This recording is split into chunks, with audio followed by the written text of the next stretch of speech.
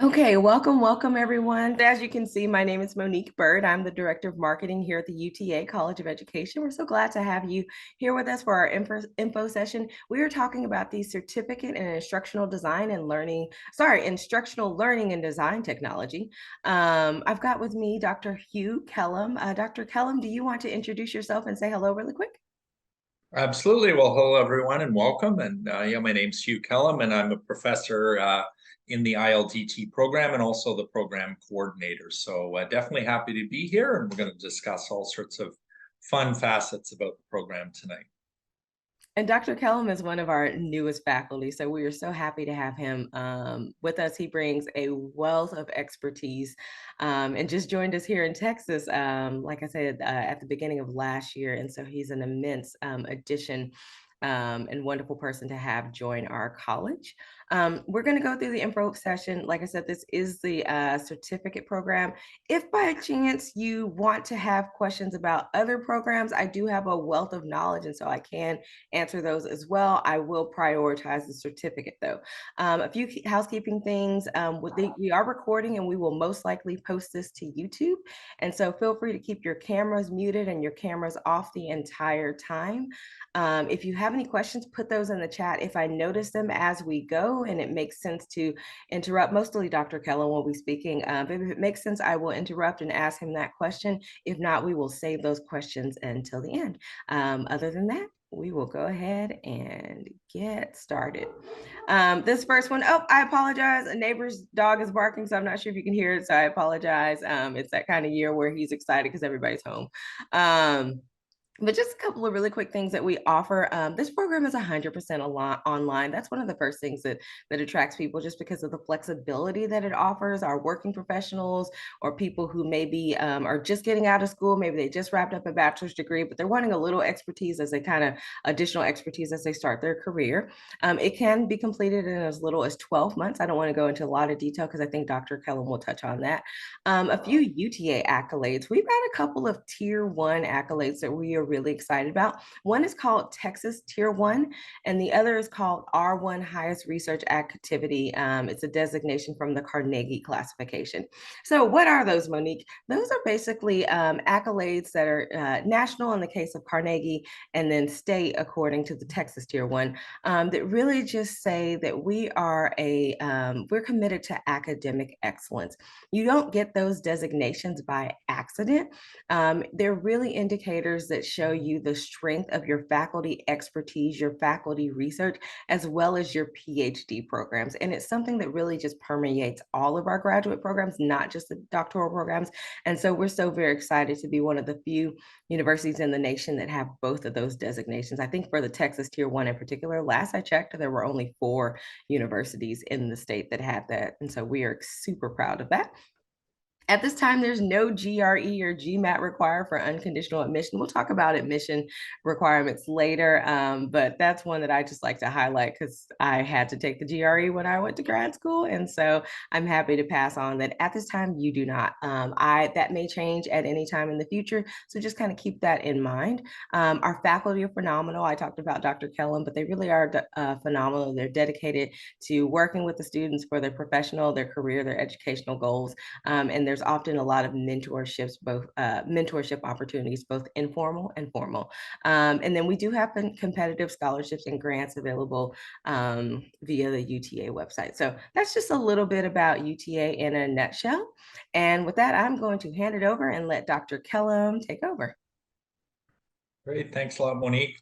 And so again, welcome everyone. And so the big question is why this program? So I think, as well as the dedicated staff that Monique mentioned, I think it's a very customizable program. So I've had the opportunity in my own career to teach both at the primary and high school level. That was sort of my first career. Then I moved on to be a corporate trainer and training manager, and then eventually a professor. So I've seen the different levels of education. And so when we were designing this program, we really wanted to hit all of those 3 levels. So we're really going to be looking at how we can use learning technology and online learning to support digital education for a multitude of different ages. So again, it could be K to 12, it could be in the university or college setting, or absolutely in the workplace as well. And we'll see how what the curriculum looks like and how we can sort of customize those programs for you in the coming slides.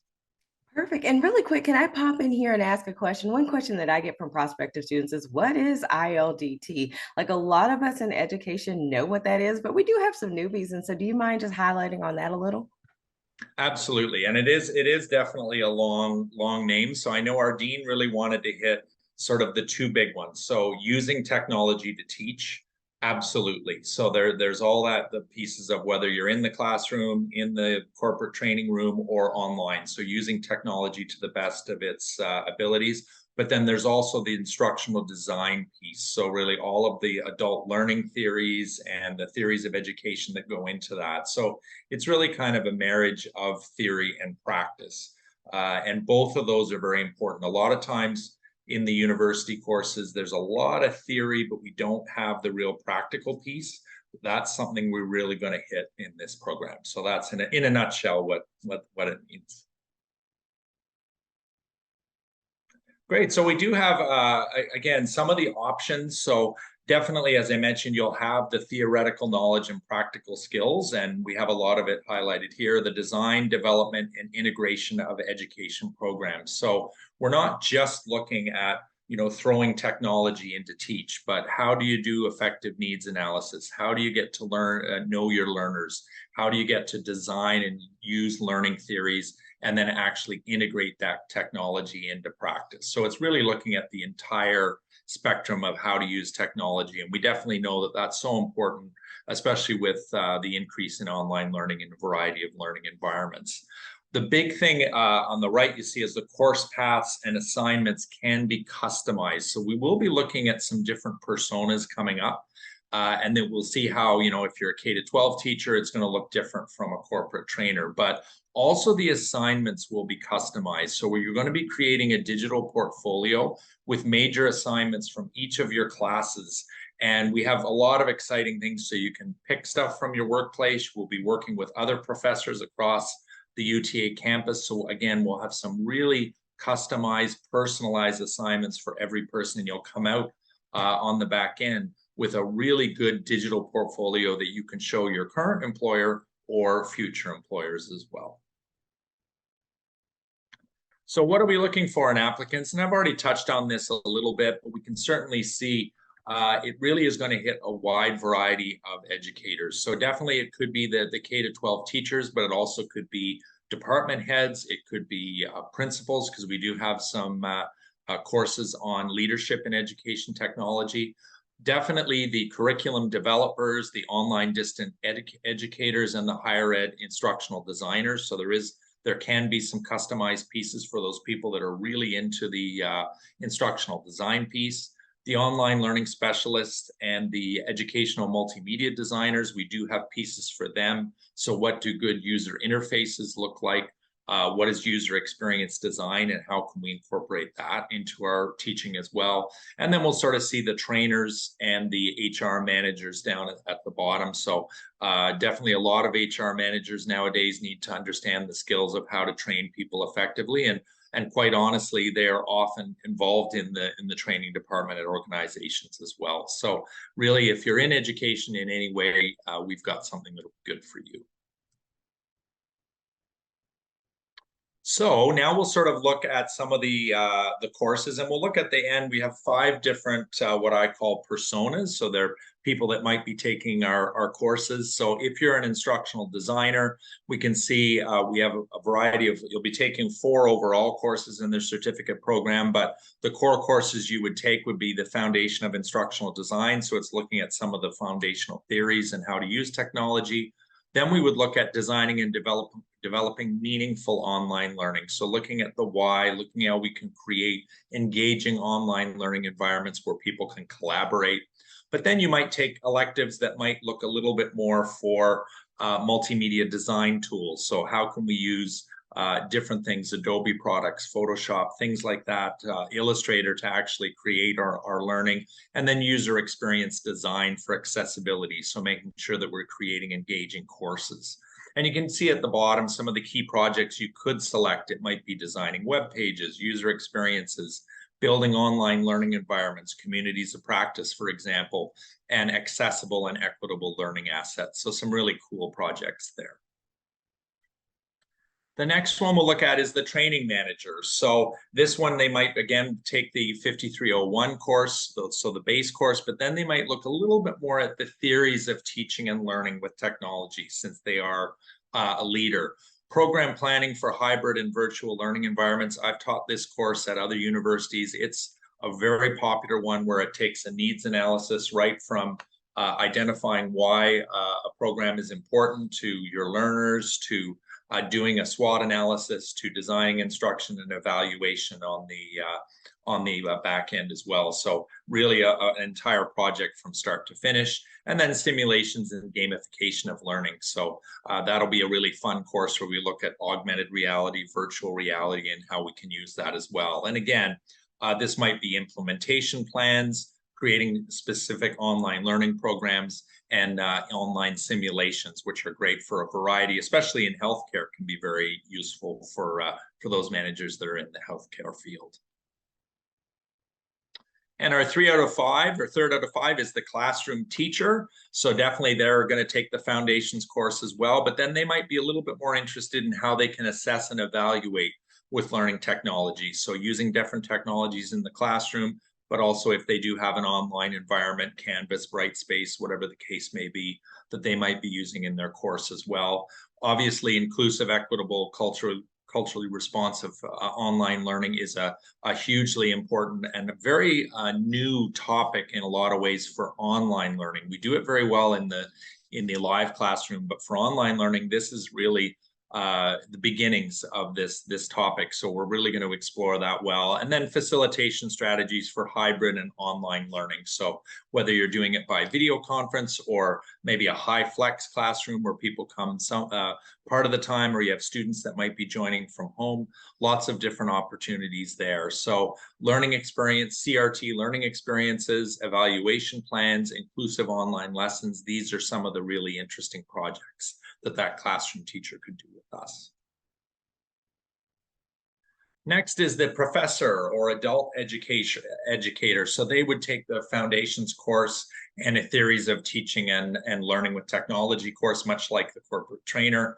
They would also look maybe at looking at creating open and informal learning environments. So how can we combine informal mobile learning or videos or video conferences or virtual communities of practice and put them into our online course? And they would also be very interested in facilitation strategies, so how they could facilitate high flex courses in particular for their learners. And again, online learning frameworks, open and informal learning experiences, and facilitation techniques might be some of the projects that they would create. And again, you can see they can mix and match. So none of these curriculums are actually set in stone. These are just some examples of what people could do, but and we have some great adult learning courses as well that could fit into this profile too. And then last but not least, it's a senior leader. So this could be an administrator at a university, it could be a principal, could be a director of training. So they would take a couple of foundation courses, including the foundation of ILDT, designing and developing meaningful online learning. But then we have a couple of elective courses that are exciting for them. Learning system design and implementation is how to actually implement a learning management system at their work. So how do they choose one? How do they evaluate it? How do they implement it? This could be a very good one for a corporate training manager as well.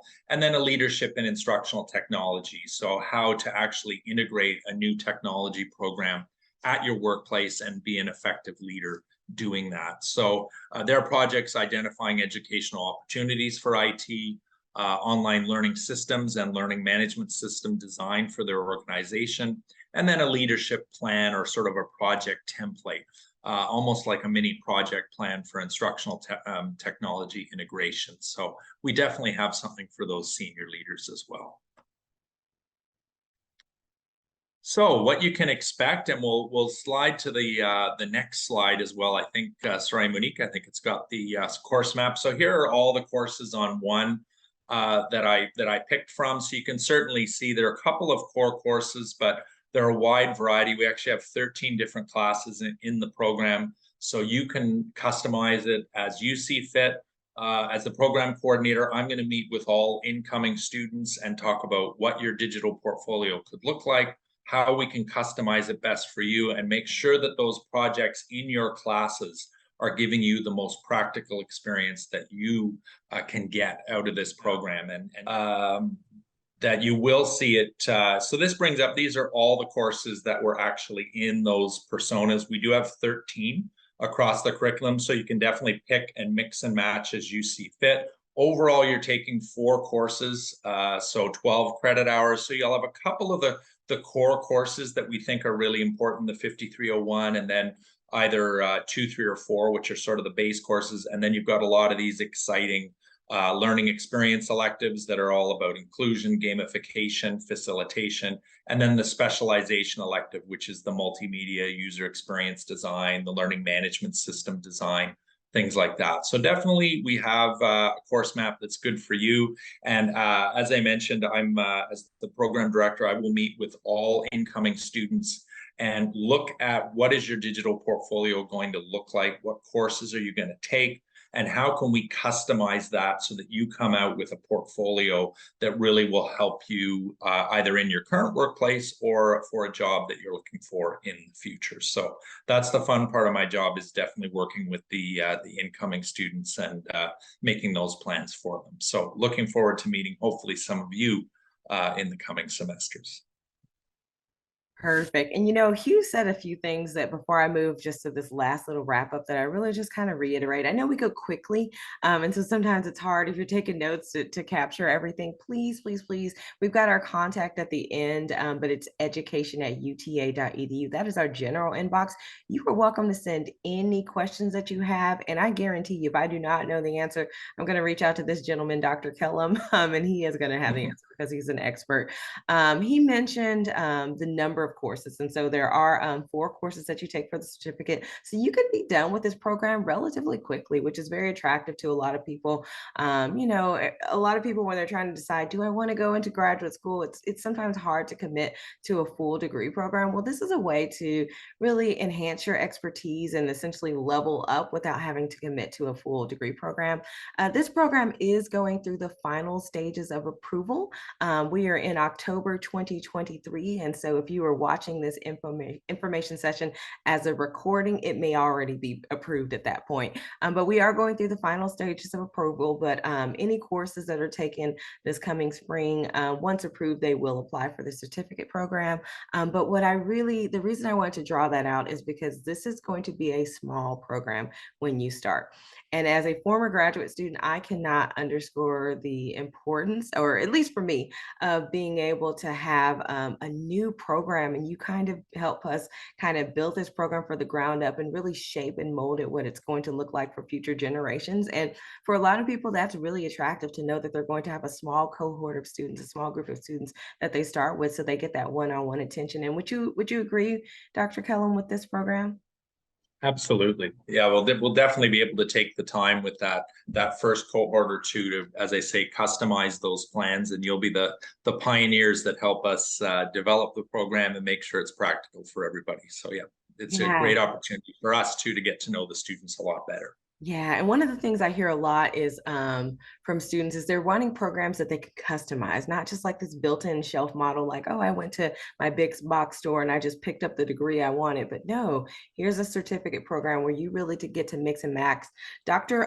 Kellum outlined a few different possible paths, but when you decide to enroll in this program, he is going to work with you, and our graduate advising team is going to work with you as well to figure out what are your goals professionally, educationally, career-wise, and how can we help you meet those with that with our degree offer, with our certificate offering. And I think you probably might want to elaborate on that, Dr. Kellum, as well.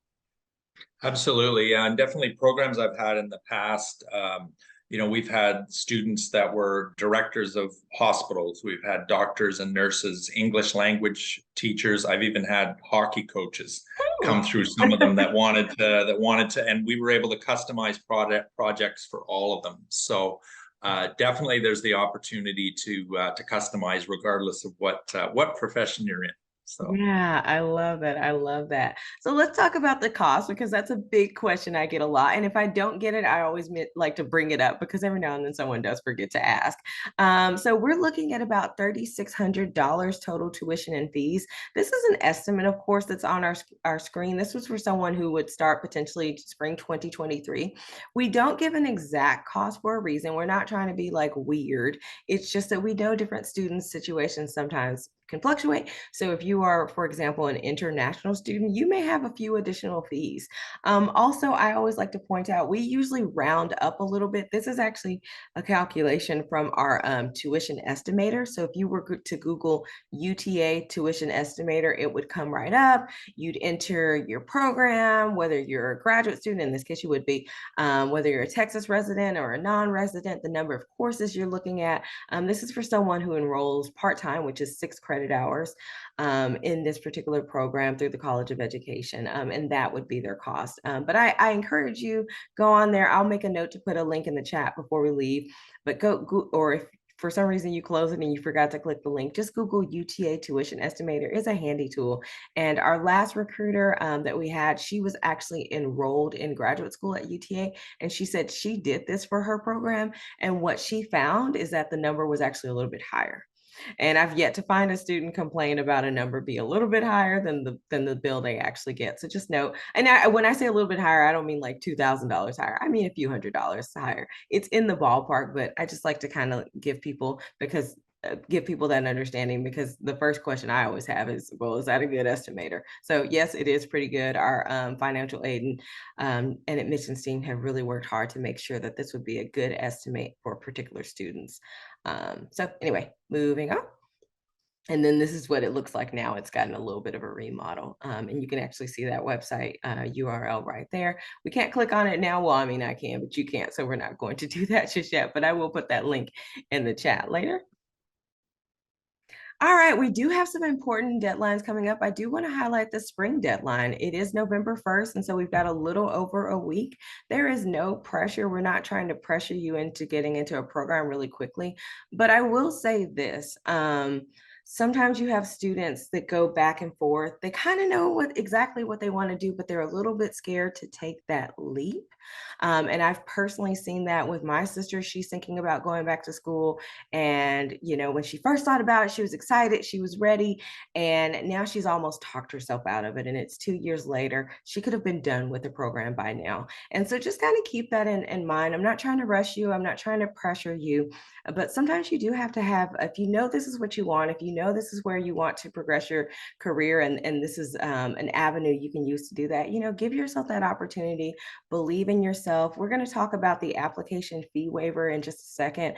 And so do give yourself that chance to progress in your career, progress in your education, and don't miss that deadline if you do have the potential to want to start in the spring. Our other deadlines for the summer is April 1st. That's not a joke. That is the deadline. And it's not an April Fool's joke.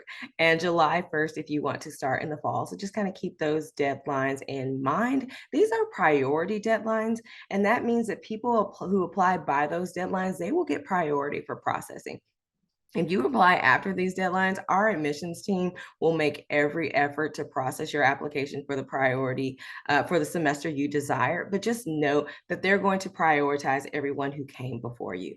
I usually say if you apply a couple of days after a deadline, you're probably okay. If it's a month or a couple of weeks before a semester is about to start, which I've seen happen, it's probably not going to happen. So again, I tell students, get your application in once you're ready to apply. Don't stress yourself out and wait till the last minute or have doubts about whether or not you're going to be able to start in the semester that you want. And Dr. Kellum, I know you've got a lot of experience just in the higher ed sphere. Do you have any thing to add just about deadlines and just making sure that you really give yourself that opportunity to progress in your career and not letting a missed deadline hold you back? Absolutely. And then definitely if you've applied by the deadline, then you'll have the opportunity to reach out to Monique or myself, and we can definitely have lots of time to customize and talk about your program path as well. So again, no pressure, but it's just nice to have it in on time, which makes everything easier down the road. It really does. I get stressed when y'all apply late and I'm not even applying. So if you are ready to get started, how do you want to do that? There's a couple of things. You can meet with a College of Education recruiter.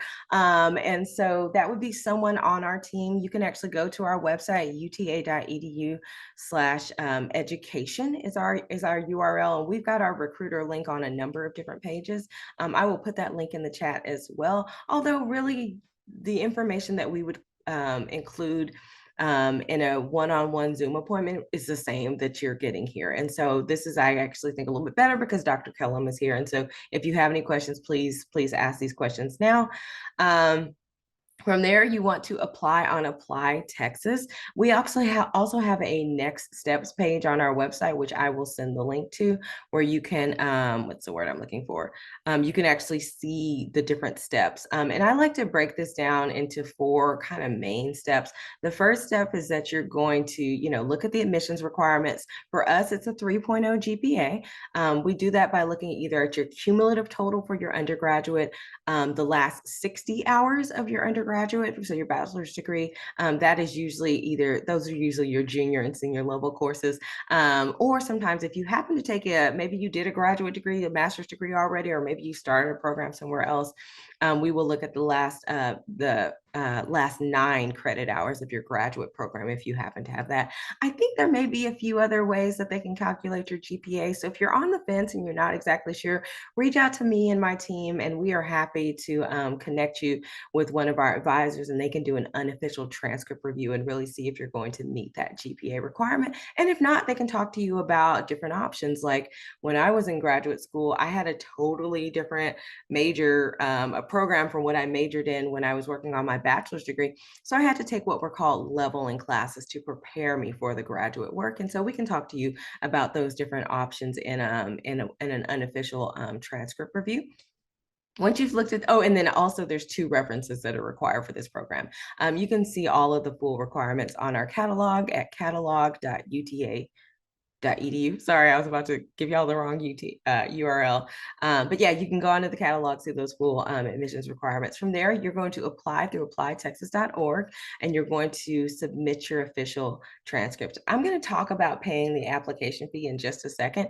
There is an option to pay it on Apply Texas, but if you have signed up for an information session, either this one tonight or one moving forward, if you're watching the recording. So if you're watching the recording, you're still going to need to sign up for a second one. Watching the recording, unfortunately, does not count. But we do have an application fee waiver for people who come register and fully attend, and that is going to take away that $75 application fee. So when you are on Apply Texas, there's either like a waiver where you can click I have a waiver, or you can click the pay by check. Either way, you're not going to actually submit your payment.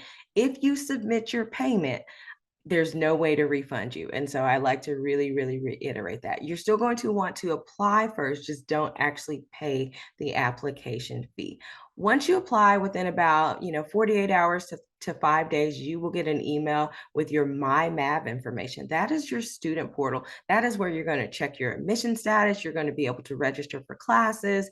You will be able to pay your bill, all of that good stuff in one handy dandy central location. And like I said, that email with that information usually comes within about 48 hours to 5 days, just kind of depending, usually closer to 48 hours. When you get into your MyMav account, you will get a notification when you've been admitted to the UTA graduate school. Celebrate a little, but just wait there, because there's a couple of extra steps that you're going to have to do to actually get into the program. So that gets you into graduate school, not the program. And that's fairly common. I've seen that at a few universities for a number of different programs. Back to the application fee, you will get an email within about 24 hours after attending an info session. Again, watching a recording does not count. you do have to actually attend an information session, but you will get that email within about 24 hours with the information for the application fee waiver and how to use that.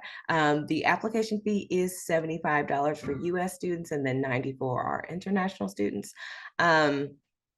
And then you'll also want to, from there, our advising team, once you have been admitted to the UTA graduate school, they will reach out to have you submit any remaining official documents. This will include your 2 professional references. And I forget all of the forms that are required for this forms because it kind of varies by the program. But do not worry, our advising team, our advisors are phenomenal. They will reach out and they will tell you exactly what to submit and when to submit it and how to submit it. So you will just follow those instructions and then you'll be good to go. We do have test scores on here. That's for a future recording, just in case. But of this time, the GRE is waived.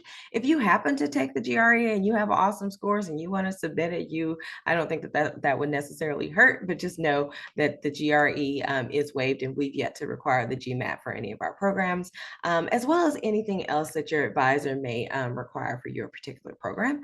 And then lastly, just kind of keep an eye on your email. I usually tell students, keep an eye out in your UTA email as well as your personal email that you use to apply through Apply Texas. Most of your communications are going to come through your official UTA email, but there are some programs where they are sending things to your personal one just because of various requirements. And so just kind of be aware, it's not a bad idea just to check both. You will accept your admission status. You'll talk to an advisor if needed. I'm not sure if that's required for this program. Hugh, do you recall off the top of your head if they have to talk to an advisor? No, they don't. So Okay. that's good. And one other small piece of good news is when we put our application into the Texas Higher Education Board, we're actually piloting a new program at the Faculty of Education. So for us, the GPA is actually 2.75. So that's even a Ooh. little bit better because we do understand that, sometimes people maybe they had got their degree a long time ago and just didn't do that well in their last year, or whatever the case may be. So definitely it's a little bit lower. And then you just have to maintain a GPA of 3 in your first 2 courses. That's the only major requirement we have. So it's kind of nice. So we're piloting it for the College of Education. So make it a little bit easier for hopefully people to get in. I love that. I am smiling like the Cheshire cat. I mean, so excited. So I apologize. I said 3.0, 2.75. This is an info session. And so sometimes I learn things too. So I'm super, super excited. So 2.75 is the GPA requirement for this particular program. So that is super, super exciting. But you don't have to meet with an advisor to register for classes. You can go on there and figure out exactly the path you want to take. I still encourage students meet with Dr. Kellum. He is the program director. He's got years of expertise. Take advantage of it, leverage it, use it, make sure you're on the right path and you're meeting everything that you need. And then at the end, when you're completing your e-portfolio, Dr. Kellum mentioned earlier, you've got the classes that are going to support your e-portfolio in a way that's really going to help you shine. And so again, I definitely encourage you to take advantage and to meet with him, and then you'll be able to register for classes and of course pay your bill. And we do have scholarships on what's called MAV Scholar Shop. That is our scholarship database, and so you're welcome to apply for scholarships there. There's also different payment options. I know when I was in school, I was on a payment plan, and so there's different payment options that are available for our students. So with that was a lot of talking. I always like to take a deep breath. Our general email is right there. It's education@uta.edu. It's super easy to remember. I usually give this to students, but I promise the person who answers this email, she is really good at redirecting the emails where they need to go. Rather than give you guys like, oh, here's the advising email, here's Dr. Kellum's email, here's my email. You're welcome just to email this one inbox with your question, and that person is going to forward it to make sure it gets to the exact right person who can help you in your situation. And just know that along every stage of your journey, we've got people here to help you. My team is the marketing and recruiting team, so we start kind of at the front end, but then after that, our advising team picks up. They help you with your degree plan if you need it. In addition to Dr. Kellum, they can help you answer live questions. And then as a graduate student, you've always got your program director, and I tell them, I tell people all the time, your program director, that's almost a lifeline for you. So take advantage of that, utilize that person. They care so much about our students. They're so passionate, they're so invested, and they want to support you. With that, Dr. Kellum, I don't know if you have anything you want to add before we stop the recording and allow space for questions. No, I think that that was great. Thanks so much, Monique. Lots of great stuff in there. So definitely take advantage of the email and asking any questions that you have, and we'll if for some reason they can't, I'm happy to, as the coordinator, to hop on a call or answer emails as well. So looking forward to hearing from students in the future. Awesome. I love it. Thank you all again for your time. At this point, we're going to allow time for Q&A. And so if you have a question, you want to put it in the chat, feel free to put that question in the chat. But for me, I always have a few questions just because I talk to so many prospective students. I kind of have a list of the most commonly asked questions. Plus, I just think of random things as I'm going because I get really excited about new programs. And so one of the programs questions I wanted to ask is, you mentioned this when you were presenting, it's not really just learning tech for the sake of tech, right? It's really there's really a purpose. Do you mind elaborating on that a little bit more, Dr. Kellum?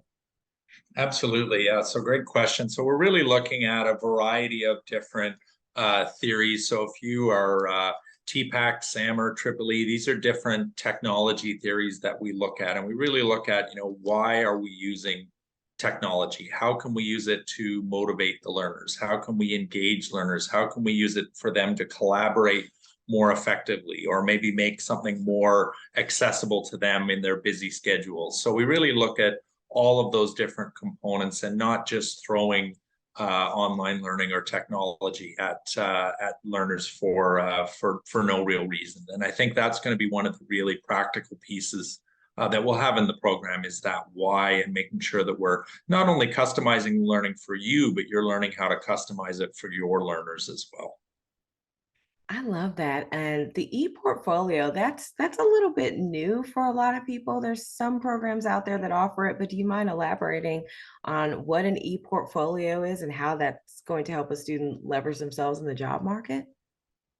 Absolutely. And I'm very excited about it. We're looking at different ways that we can do this. So the portfolio will be a showcase of things that you've done in your courses. So again, if you've designed a really interactive web page, that'll be in the portfolio. If you have a program plan, that'll be there. So maybe some real cool lesson plans, or maybe you're demoing a piece of technology.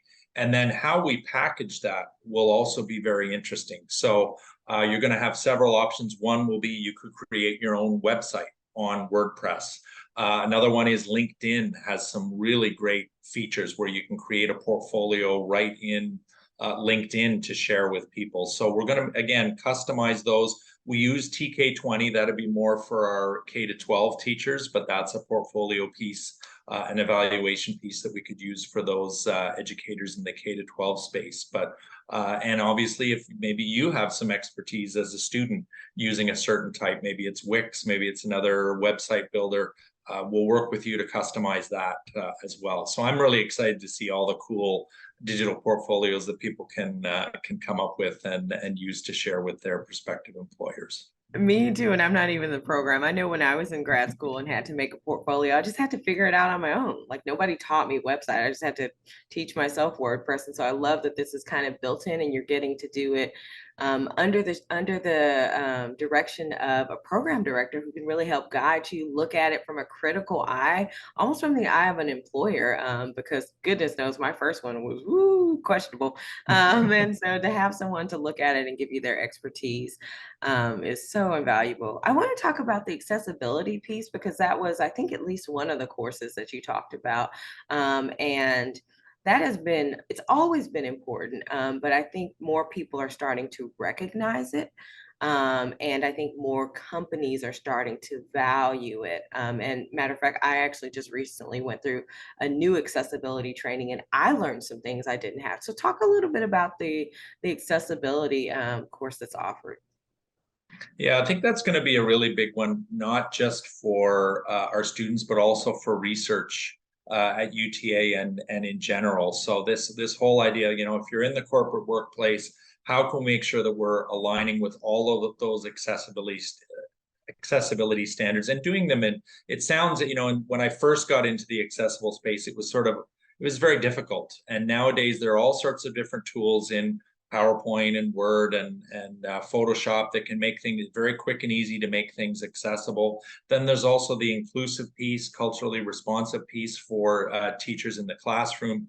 Those are huge pieces that we learned certainly in the pandemic, that there were a lot of ways that online learning and technology was not very inclusive. So ways that we can sort of, again, customize that. And we talk a lot about it, but how can we really use discussion forums in a more inclusive way? How can we get people collaborating online in a more responsive way? So these are all things that we'll be exploring, and I think it really is going to be the wave of the future when it comes to using technology. So I'm glad you asked that one because I'm very Yeah, and I'm excited. glad you elaborated on the inclusive learning environments, because Mm. that is so important. And I think that to be on the forefront on that, like it's so easy to be behind the wave, right? And so this is a chance for you to get ahead of the wave in your career, and kind of be ready when employers are looking for someone. Like they don't necessarily have the time to train you. They may not even have the expertise. It's kind of like social media.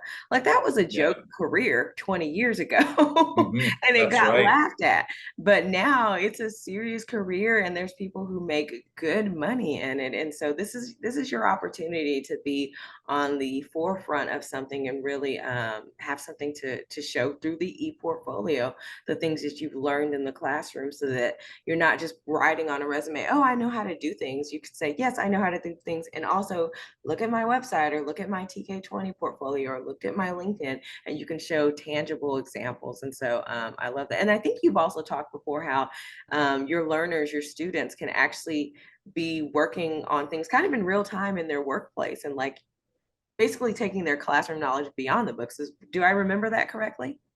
Absolutely, yeah, and certainly in the project, the program planning course, I've had students where, at the end they do a video presentation like this of their program plan, and then a program plan that actually has the steps for their workplace. And I've had so many come to me and say, I used that same presentation, and the feedback I got, I polished it up and I used it right at work. So that's what we want, is definitely that opportunity, and you get feedback from your instructor and also from your peers in the classroom, and sort of improve your skills. So that's what we really want for our students.